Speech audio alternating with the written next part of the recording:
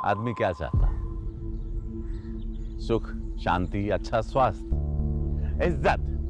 पर जब इंसान के जीवन में अपराध दाखिल होता है तो सब कुछ बिखर जाता है। वैसे तो अपराध की वजह और अपराधी मौकाए वारदात के जरिए पहचाने जा सकते हैं, पर कभी कभी यह भी समझ पाना मुश्किल हो जाता है कि यह अपराध हुआ तो कैसे हुआ। ऐसा ही वाकया भोपाल के मुंगलिया इलाके में सामने आया। कोहरा जब छटा तो यही सवाल उठा कि ये कैसे मुमकिन है। साल भर बाद रिहाई हो रही है इनकी। अरे अभी रिहाई कहाँ, सिर्फ बेल हुई है अभी। मर्डर का झूठा इल्जाम लगा है, रिहाई भी हो ही जाएगी। अब कोर्ट कचहरी मत लगाओ तुम इधर। अभी उसको लेने सेंट्रल जेल जा रहे हैं ना।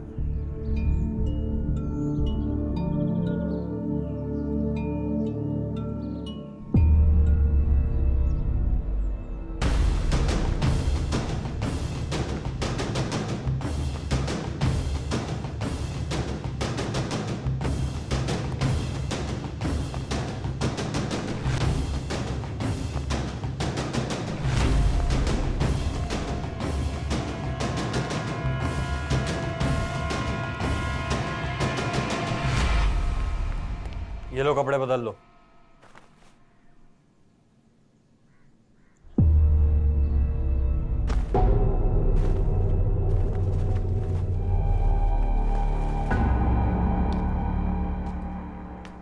अच्छा साहब, चलता हूँ मैं।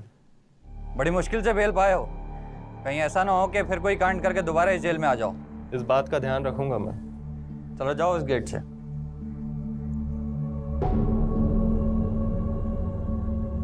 क्या हुआ? साहब आज कुछ ज्यादा ही कोहरा नहीं है? अरे तो इसमें डरने वाली क्या बात है? कोहरा तुम्हें खा थोड़ी ना जाएगा। उस गेट के पार ही तुम्हें मुक्ति मिलेगी। चल जाओ।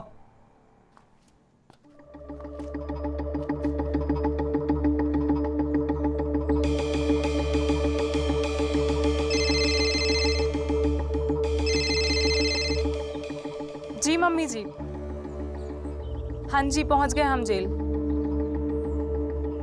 नहीं, अभी तो नहीं, लेकिन करते ही होंगे रिहा। यहाँ भी बहुत कोहरा छाया हुआ है। चलिए हम आपको बाद में फोन करते हैं, अभी हम रखते हैं। कैदी नंबर 213 अवनीकांत को बैरक से रिहा कर दिए हैं। विजिटर एरिया में उसको रिसीव करने के लिए तैयार रहें। ओवर।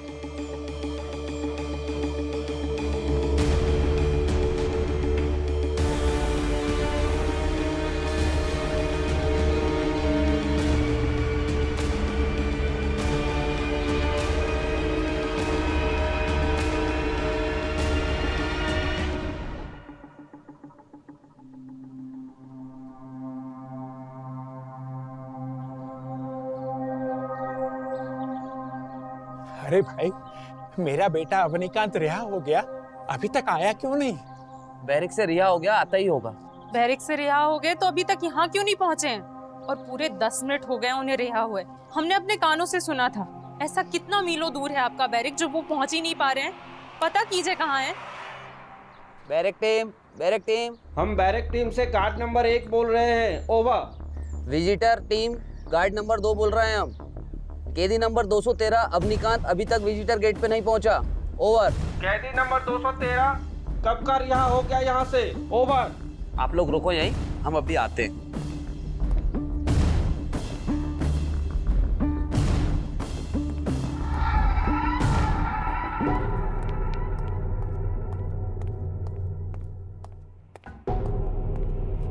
क्या हुआ? कहाँ है कैदी नंबर 213 अवनीकांत? गायब है। गायब है मतलब? गायब है मतलब गायब है। राचर सर, कैदी नंबर 213 अवनीकांत पैसेज से गायब हो गया है सर। ओवर। ऐसे कैसे गायब हो सकता है? कैदी को तो खुद बैरक से मैंने रिहा किया है। देखो कहीं छुपा होगा। ओवर। बट सर वो छुपेगा क्यों? आज तो उसकी बेल हुई है। ओवर। मुझे पता है उसकी हरकत, वो वहीं कहीं छुपा होगा पैसेज में। तुम और गार्ड्स को लेके जाओ, ढूंढो उसको।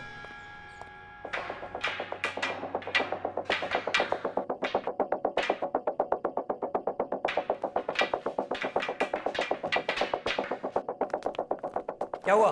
सर हमने पूरे पैसेज की अच्छी तरह छानबीन कर ली, लेकिन वो गायब है सर। गायब है? ऐसे कैसे गायब हो सकता है? मैंने खुद उसे बैरक से रिहा किया था। जेलर साहब को बताना पड़ेगा, चलो। क्या मतलब? ऐसे कैसे गायब हो गया? सर बैरक से तो उसे रिहा मैंने ही किया था, पर वो विजिटर एरिया तक पहुंचा ही नहीं। ये क्या बकवास कर रहे तुम? तुम्हारा मतलब है वो कोहरे में गायब हो गया? अरे ऐसे कैसे कोई कोहरे में गायब हो सकता है? तुम लोगों ने देखा कभी किसी को कोहरे में गायब होते हुए?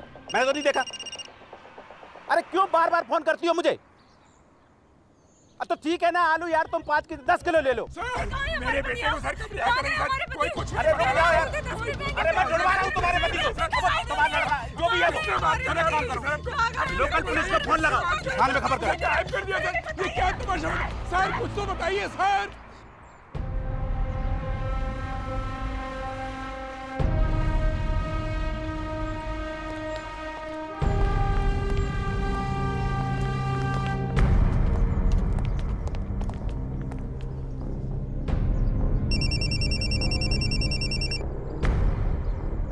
जय हिंद सर।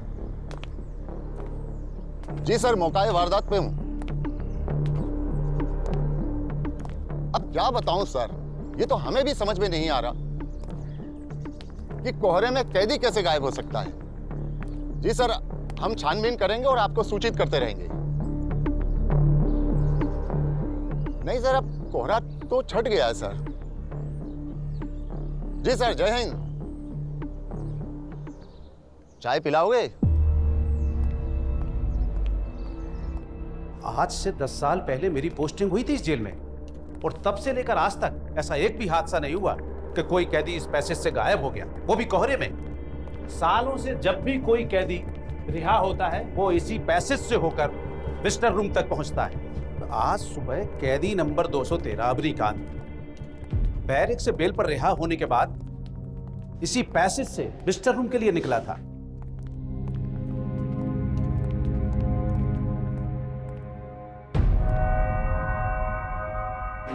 खुलवाइए इसे। खुलवाओ इसे? क्या मतलब? आप क्या सोच रहे हैं कि कैदी इस गटर के रास्ते जेल से बाहर निकल गया? नामुमकिन है ये। क्यों? सर क्योंकि ये कम से कम 18-20 फीट गहरा होगा, और शहर के जिस नाले में जाके ये गटर खुलता है वो यहाँ से 3 किलोमीटर दूर। अब आप ही बताइए, कोई कैदी तैरकर इस गटर में 3 किलोमीटर कैसे जा सकता? फिर भी आप इसे खुलवाइए, और हाँ, निगम से किसी सफाई कर्मी को बुलवाइए आप। अरे आप जाएंगे, और हाँ, चाय भी बोल दीजिए। अब जाओ भाई, खड़े क्यों? जाइए।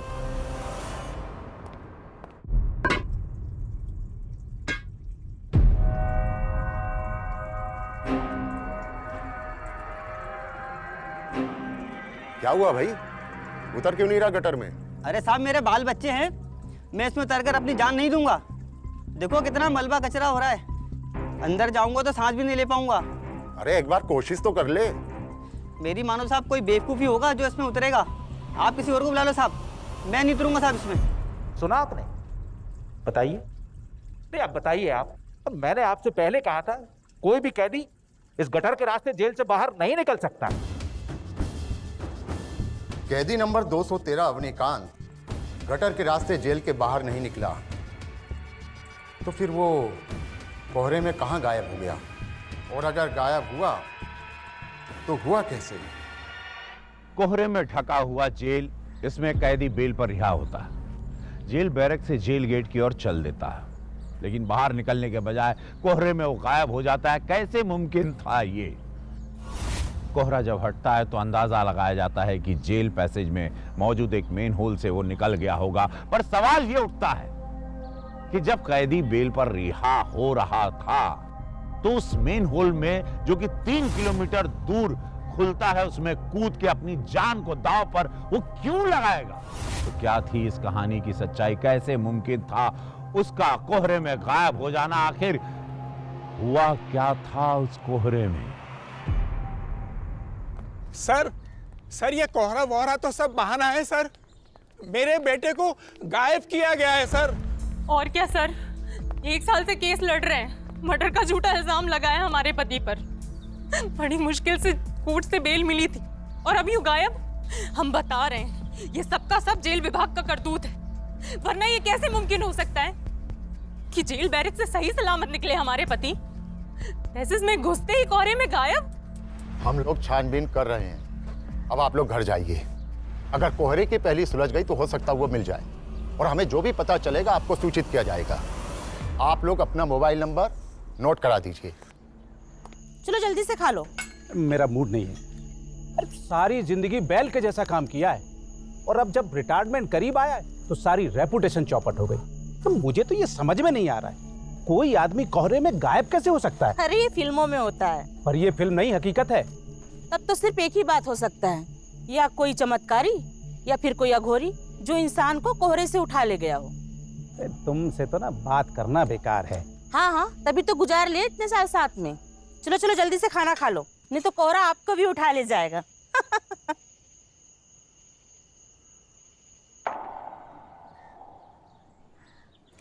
हमें तो कहा गया था कि बाहर गेट पे आ रहा है, पर आया ही नहीं। पता नहीं कोहरे में कहाँ गायब हो गया।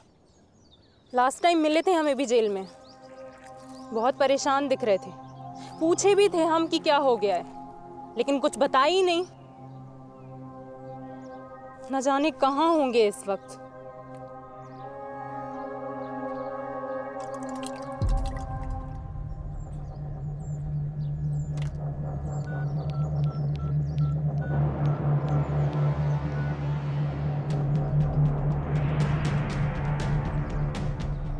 हेलो हेलो जी जेलर साहब, हम मिसेस अवनीकांत बात कर रहे हैं। सर एक रिक्वेस्ट थी आपसे।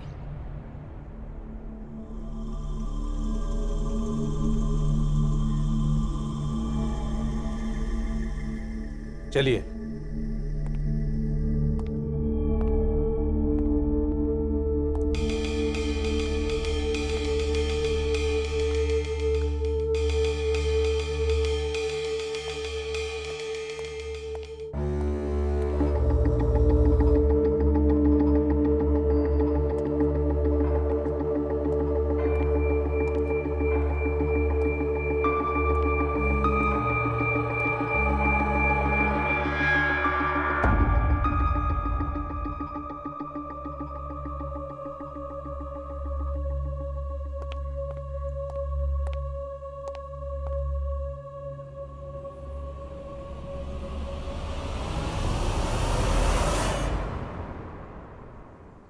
देखा, कुछ नहीं है कोहरे में।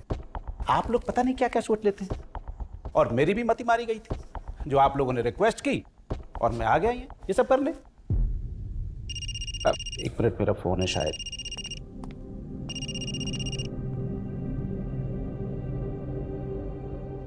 क्या जरूरत थी ये सब तमाशा करने की? क्यों ना करें, हमें तो लगता है इस कोहरे में ही कुछ है, वरना ऐसे कैसे हमारे अवनीजी इस कोहरे में गायब हो सकते हैं।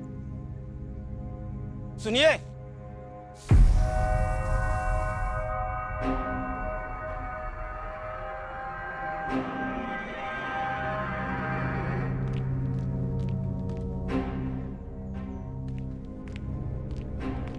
भाभी जी, आप अपनी बाबू की वाइफ है ना? मेरा मतलब पत्नी। अरे मेरी बहू से क्या बात कर रहे हो? मुझसे बात करो ना। क्या हुआ?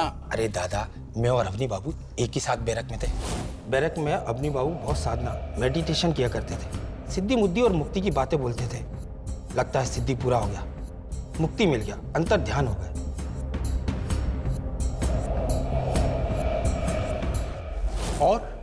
और क्या कहा मेरे बेटे अवनीकांत ने तुमसे? एक बहुत जरूरी बात बोला। ये क्या कर रहा है यहाँ पे? कुछ नहीं साहब। चलो। सर कुछ और पता चला हमारे पति के बारे में? नहीं, अभी नहीं, पर हम लोग और लोकल पुलिस उसे ढूंढने की पूरी कोशिश कर रहे हैं।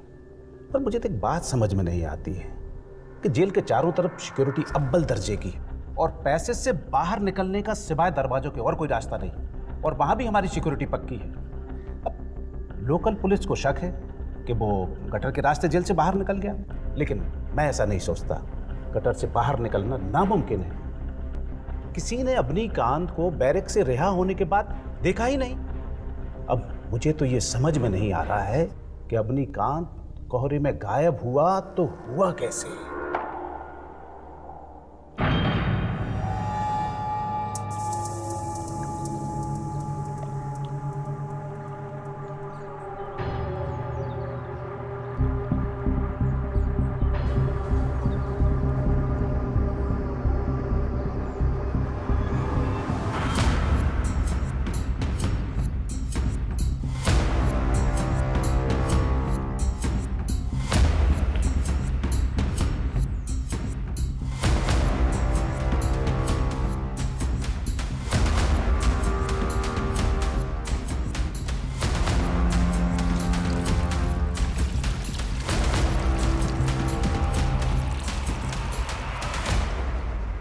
सर वही कैदी तो नहीं जो जेल से लापता हुआ था?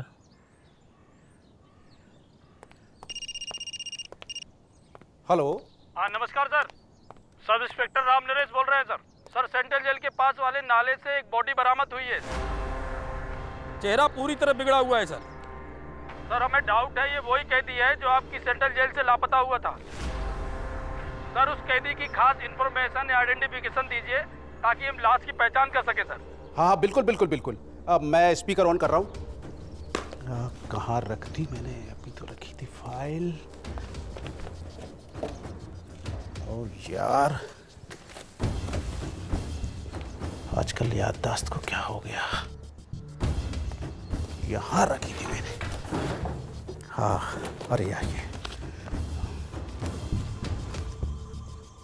हेलो। हाँ देखिए, उसके दाहिने हाथ पर एक टैटू का मार्क है। अब माँ जैसा कुछ लिखा हुआ है। इसके सीधे हाथ का कंबल हटाओ, देखो कोई टैटू बना है।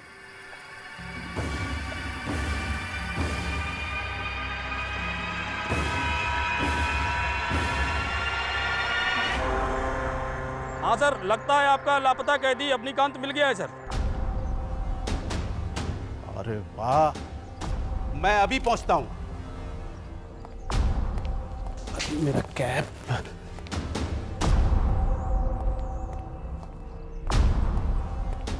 हेलो।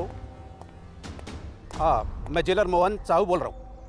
देखिए, शहर के आउटर नाले के पास एक लाश मिली है और हो सकता है कि वो आपके हस्बैंड अवनीकांत की हो।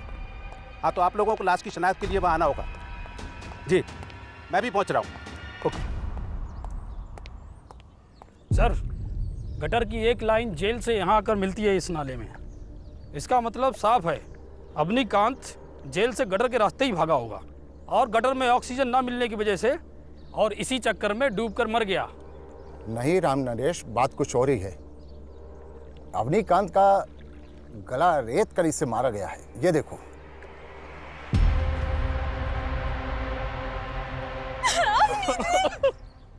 अवनी, मेरा बेटा अवनी। अवनी जी को किसने, हमारे अवनी जी को किसने मार दिया? अवनी जी, अवनी जी, अब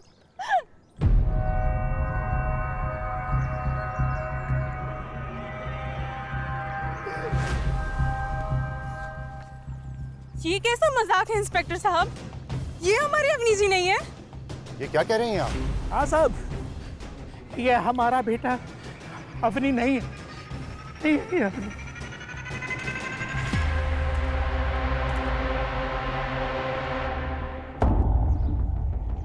ये सब क्या हो रहा है जेलर साहब? अगर ये अवनी नहीं है तो फिर कौन है ये, जिसके दाहिने हाथ में ठीक अवनी जैसा टैटू बना हुआ है? सर ये दिलीप जोगी है, हमारी जेल के बैरक नंबर 17 में आजीवन कारावास की सजा काट रहा था। अरे आजीवन कारावास की सजा काट रहा था तो शहर के बाहर नाले में क्या तैरने गया था? अब पहले वो अवनीकांत, अब दिलीप जोगी।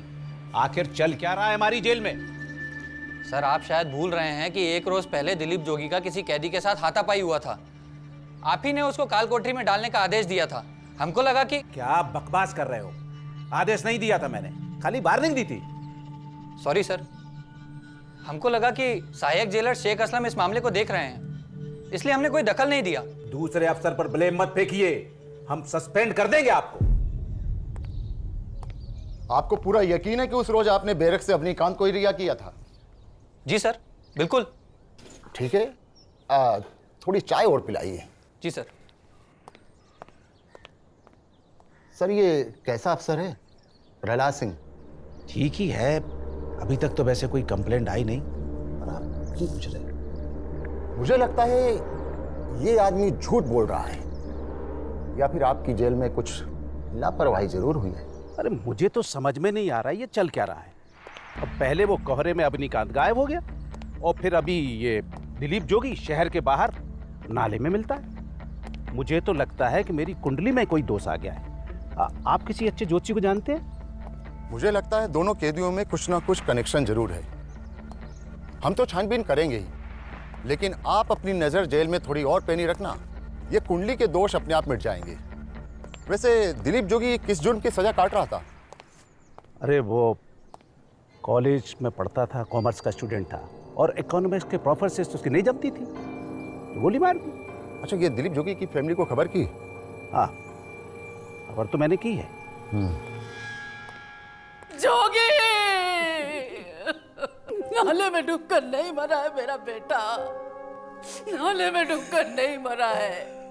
तो जेल में बंद था ना, तो उसकी लाश शहर के बाहर नाले में कैसे पहुंच गई? नहीं, मर्डर हुआ है मेरे बेटे का, मर्डर हुआ है मेरे बेटे का।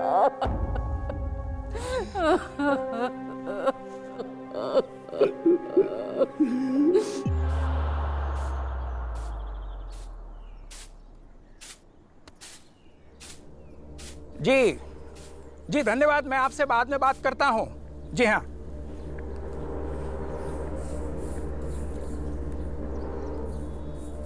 बेटी, एक बात समझ में नहीं आ रही। कैदी दिलीप जोगी ठीक उसी दिन जेल से गायब हुआ जिस दिन अपना अवनीकांत जेल से रिहा होने वाला था। जोगी की लाश तो शहर से बाहर नाले से बरामद हो जाती है, लेकिन अपने अवनीकांत का अभी तक कोई पता नहीं। तुझे क्या लगता है, क्या ये दोनों मामले एक दूसरे से जुड़े हो सकते हैं? हेलो जी, हाँ जी, कहिए। हमें एक बार जोगी के घर जाना होगा। कभी कोई बात हुई उनसे? कुछ बताया उन्होंने हमारे अवनीकांत के बारे में? नाम तो नहीं लिया, पर कहता था कि किसी कैदी से योगा सीख रहा है, ध्यान लगा रहे हैं वो लोग जेल में। हाल ही में कुछ बहकी बहकी सी बातें करने लगा था, ध्यान, मुक्ति। कहता था कि जो उसे योगा सिखा रहे हैं वो मुक्ति दिलाएंगे उसको। हमें और दिलीप के बाबूजी को तो कुछ समझ में ही नहीं आ रहा कि वो अगर जेल में कैद था तो शहर के बाहर नाले में कैसे पहुंच गया। सवाल तो हमें भी खाए जा रहे हैं कि आखिर हमारे अवनीकांत कहाँ हैं? जब जेल में कैद थे तो गायब हुए तो हुए कैसे?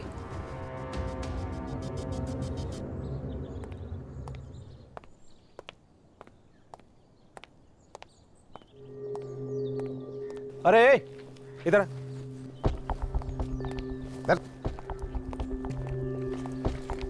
वो तू उस दिन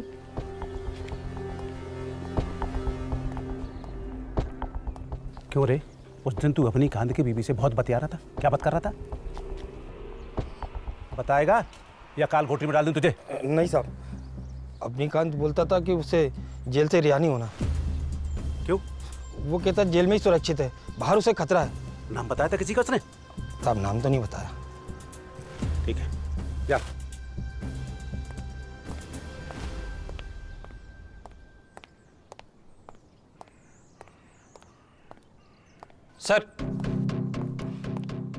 सर ये आपके लिए है।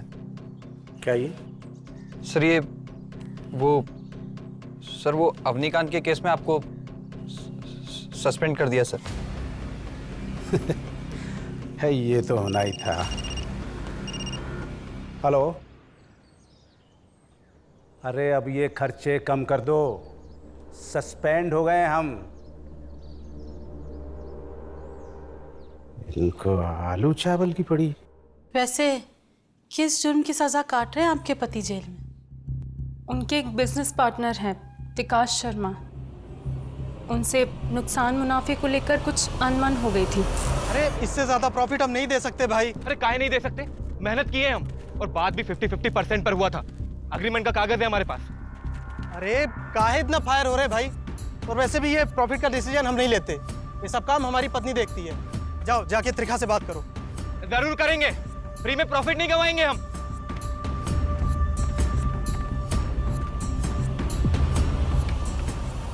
उसी के चलते उस विकास शर्मा ने अपनी पत्नी के मर्डर का झूठा इल्जाम हमारे पति पर लगा दिया। अवनीकांत आया था इससे मिलने? जी साहब। Hello police. पुलिस इनको पकड़ के ले गई, 302 की धारा लगा दी। 1 साल से कोशिश कर रहे थे इनको बाहर निकालने की। बड़ी मुश्किल से कोर्ट से बेल मिली थी। उस रोज़ हम और इनके बाबूजी उन्हें जेल से लेने गए थे। गेट पर गार्ड ने कहा भी था कि वो बैरिक से बाहर आ रहे हैं, लेकिन वो आए ही नहीं। हमको लग रहा है कि उनको जेल कस्टडी में ही मार दिया होगा। लेकिन क्यों? और अगर ऐसा नहीं हुआ है तो फिर वो कोहरे में गायब कैसे हो सकते हैं, और क्यों? जेलर मोहन साहू बोल रहे हैं? जी जेलर साहब। अरे अभी ये कैदी से पता चला है आपके हस्बैंड को किसी से जान का खतरा था, जेल से निकलना नहीं चाहता था वो। पर हमसे तो ऐसा कभी कुछ नहीं कहा उन्होंने। लोकल पुलिस को हमने सूचित कर दिया है। और हाँ, वैसे एक मुराद तो आप लोगों की पूरी हो ही गई है। आपके हस्बैंड के केस में हम सस्पेंड हो गए। हाँ, कोई इन्फॉर्मेशन होगी तो हम आपको बताएंगे।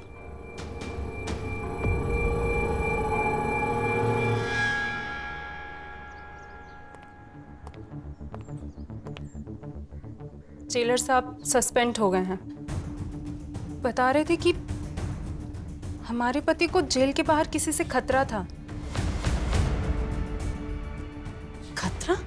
किससे? विकास शर्मा से? इधर आएगा ना, गोली मार देंगे आपके पति अवनीकांत को। सुन रही हो ना? बिन मां का बच्चा रो रहा है। सब तुम्हारे पति की मेहरबानी है। उन्हीं की पत्नी। निकल जाओ यहां से, निकल जाओ।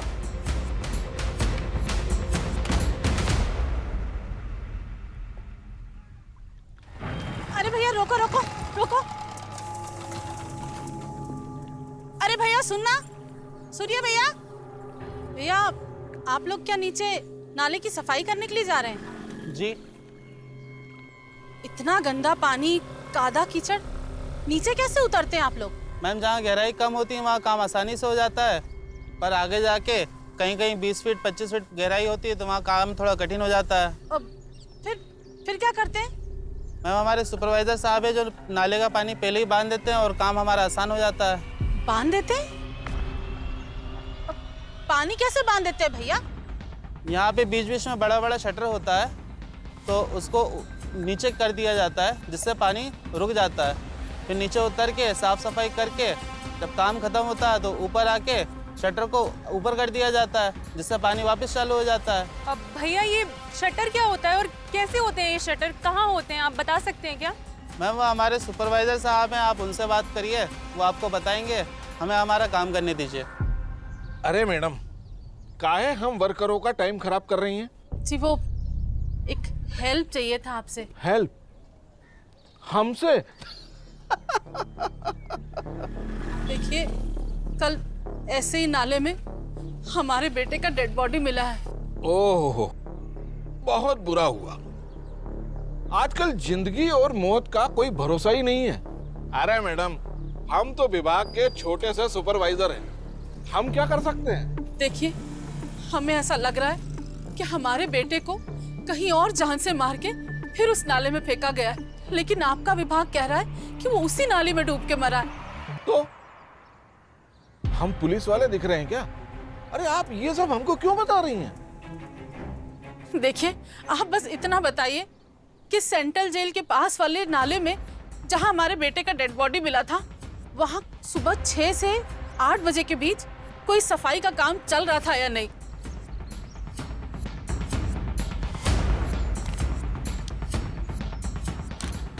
सेंट्रल जेल के पास वाला नाला? हाँ, शटर आप था, पानी बह रहा था। विभाग बिल्कुल ठीक कह रहा है, आपका बेटा जरूर डूब के मरा होगा। आप ठीक से देखिए ना, सुबह 6 से 8 के बीच। अरे मैडम, रिकॉर्ड देखकर ही बता रहा हूँ। आप ठीक से देखिए ना। आप जाइए प्लीज, हमारा टाइम बर्बाद मत कीजिए, जाइए।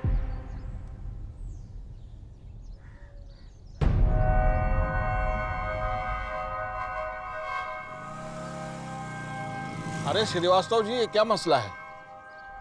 सेंट्रल जेल के पास वाले नाले पर जब सफाई नहीं हो रही थी तो वो ड्यूटी पर कैसे थे? अरे रिकॉर्ड बता रहा है, सेंट्रल जेल के पास वाले नाले में हाँ, वहां पर राकेश और मुन्ना ड्यूटी पर थे।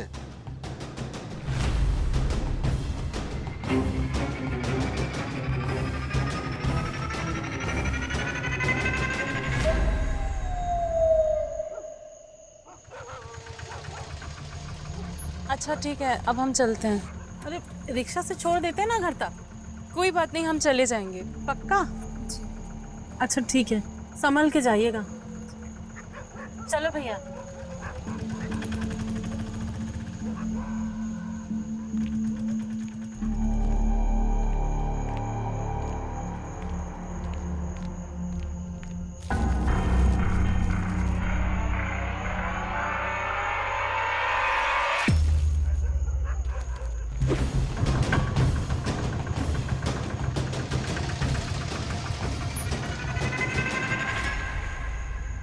अरे सुमित्रा, तुम ठीक तो हो ना?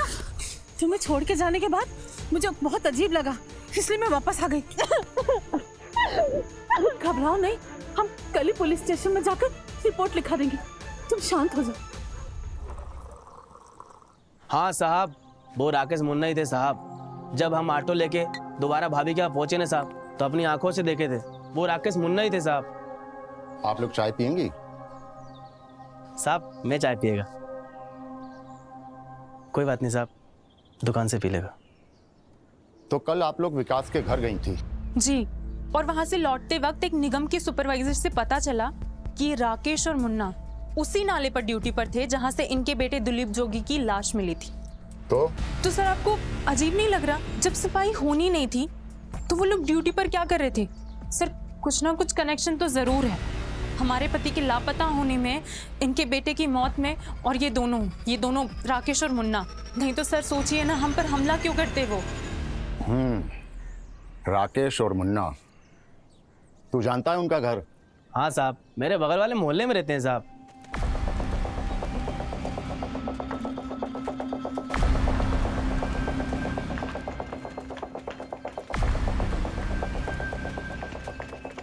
खड़ा करो इधर। यही दोनों थे क्या? हाँ सर, ये दोनों ही थे। बिठाओ इनको गाड़ी में दोनों को। अरे अम्मा, एक बार समझाया और कितने बार समझाऊंगा? अब 20-25 साल से यही करता रहूंगा मैं। ठीक है, चलिए थोड़ी देर से बात करता हूं आपसे। सुनो, जाके चाय का बोलो।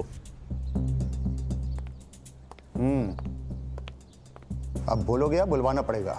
साहब, काम तो बिना किसी के जानकारी के चुपचाप करना था, पर गलती से उस रोज ड्यूटी वाले रजिस्टर पर नाम चढ़वा लिए अपना।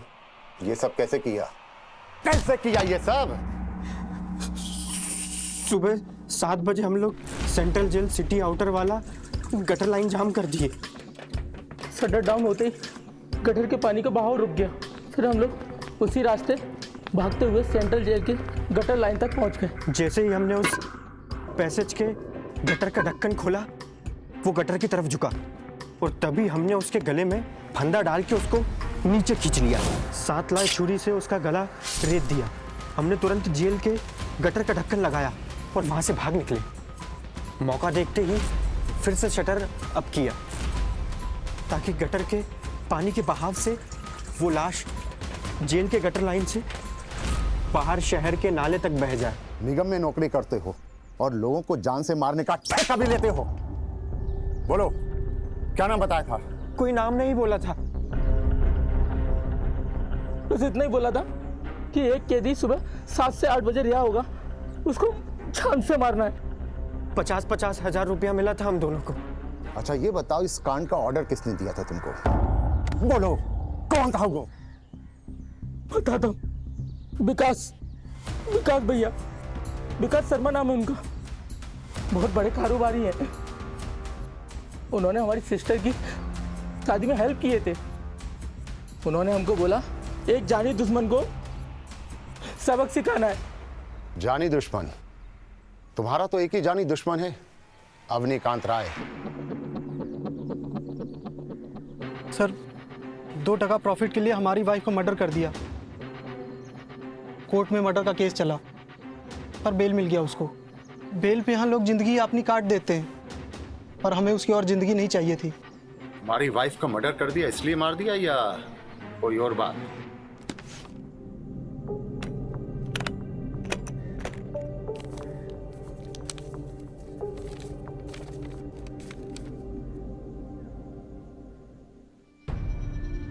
ये तो त्रिखा है, विकास शर्मा की वाइफ।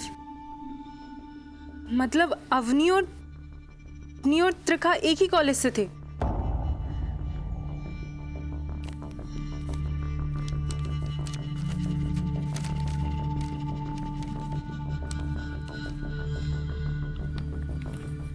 मेरे प्यारे अवनी, आजकल तुम कुछ ज्यादा ही रोमांटिक हो रहे हो।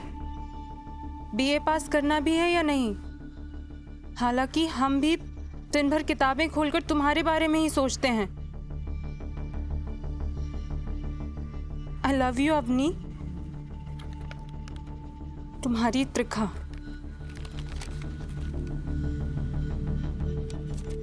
मतलब अवनी और त्रिखा के बीच दोस्ती से भी ज्यादा कुछ था, लेकिन अवनी ने तो हमें कभी कुछ नहीं बताया।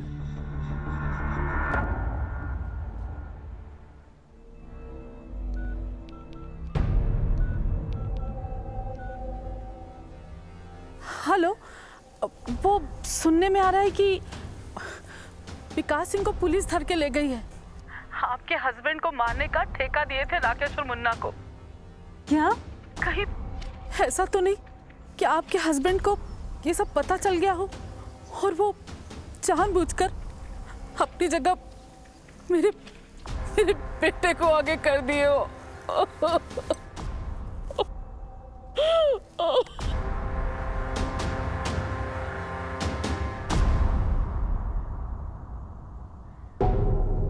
हेलो जेलर साहब, हम मिसेस अवनी बात कर रहे हैं। आप हमें बता सकते हैं कि अवनी से उस दिन आखिरी बार कौन मिला था? आखिरी बार असिस्टेंट जेलर प्रहलाद सिंह मिला था आपके पति से।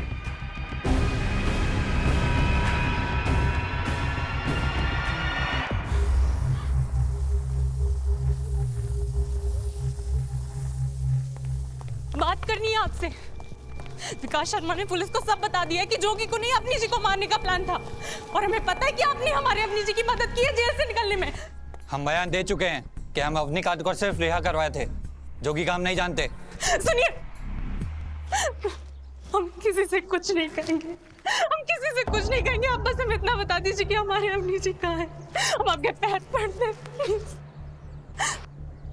जिला कारागार चले जाइए, वहां जाके बोलिएगा कि कैदी रतिराम से मिलना है, हम फोन कर देंगे। और सुनिए, हमारा नाम नहीं आना चाहिए।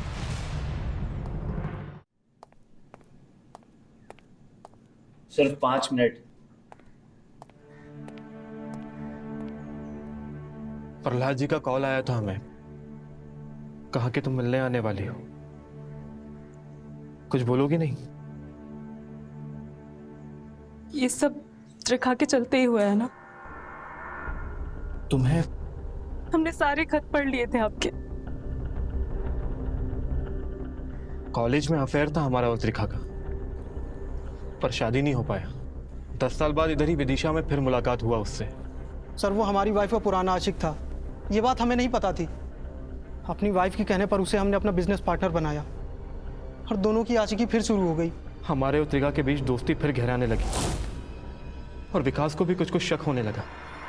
तुमसे झूठ नहीं बोल पाएंगे, हमारी जिंदगी में ये अवनीकांत आके ग्रहण लगा गया था सर। अब दिक्कत तो ये थी कि हमारी वाइफ भी इसका साथ देती थी। हमने तय कर लिया था सर, दोनों को सबक सिखाएंगे। पहले घर जाके अपनी पत्नी को मार दिया, फिर ऑफिस के बाहर प्रॉफिट के लिए अवनीकांत से झगड़ा किया। अरे इससे ज्यादा प्रॉफिट हम नहीं दे सकते भाई। अरे काहे नहीं दे सकते? मेहनत की है हम, और बात भी 50-50% पर हुआ था। अग्रीमेंट का कागज है हमारे पास। काहे इतना फायर हो रहे हैं? और वैसे भी ये प्रॉफिट का डिसीजन हम नहीं लेते, ये सब काम हमारी पत्नी देखती है। जाओ जाके त्रिखा से बात करो। जरूर करेंगे, फ्री में प्रॉफिट नहीं कमाएंगे हम। तब उस विकास का प्लान था, उसके कहने पर हम जब त्रिखा से प्रॉफिट की बात करने उसके घर गए तो वो कमरे में मरी पड़ी थी। हम घबराए, हम भागे वहां से। पुलिस को तो बस नाम बताने की देरी थी और हमने फोन करके उसका नाम बता दिया। हेलो पुलिस, सर मेरी बीवी का मर्डर हो गया है। सर मुझे लगता है मेरे बिजनेस पार्टनर अवनीकांत ने मेरी बीवी का मर्डर किया है सर। कोर्ट से सजा मिल गई, जेल भी हो गई, फिर ये गटर और नाले वाला क्या नाटक? सर सजा हुआ, लेकिन 1 साल बाद बेल भी तो मिल गया। अवनीकांत को बेल मिल के तो जिंदगी वापस मिल गया सर। हम तय कर लिए थे, उसे जेल से नहीं जिंदगी से रिहा करेंगे। 2 दिन में रिहा होने वाले थे हम, फिर विकास ने हमको मारने का धमकी दिया।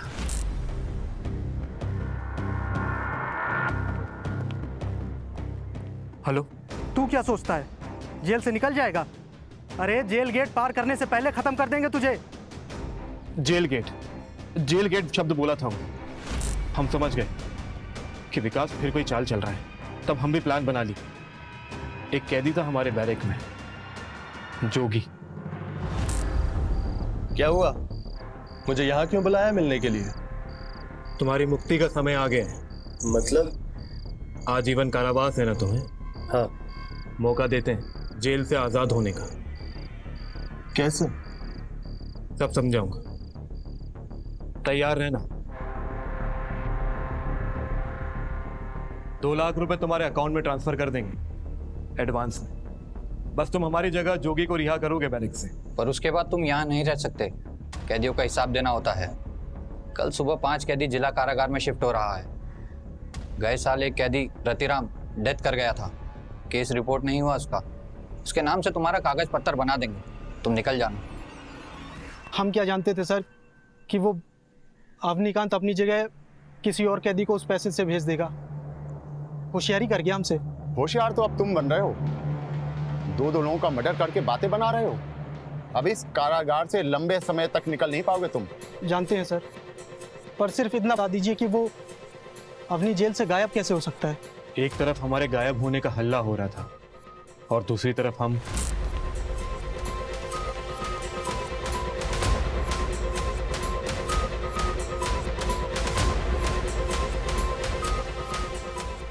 अब क्या? रतिराम को आजीवन कारावास हो गया, सजा मिला है हमको। अपनी जान बचाने के खातिर एक दूसरे आदमी को मौत के मुंह में डाल दिया। लेकिन टाइम खत्म है आपका। सुमित्रा हमें माफ कर दो। सुमित्रा,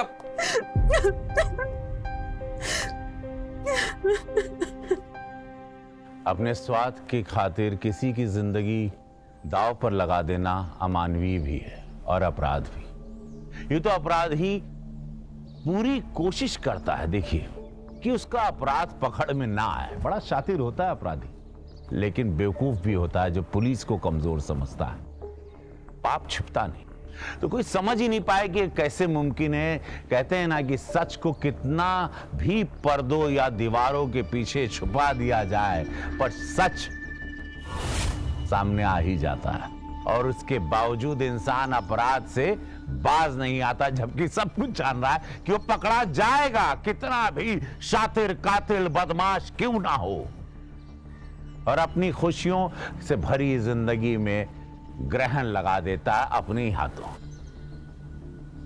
मिलते हैं अगली कहानी में एक और हैरान कर देने वाला मौका वारदात।